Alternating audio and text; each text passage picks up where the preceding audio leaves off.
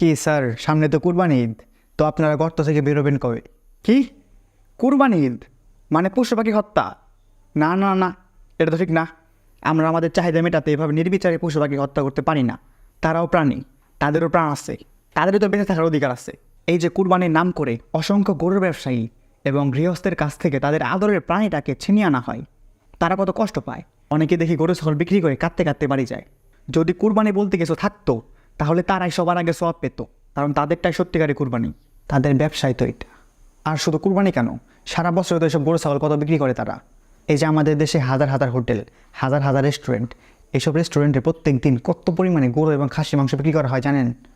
এসব মাংস কই থেকে আসে? এসব ব্যবসায়ী এবং এসব গৃহস্থের কাছ থেকে তো আসে। তখন তারা হয়তো বিক্রি করার সময় কাঁদে, কষ্ট পায়, কই তখন তো কিছু বলেন না।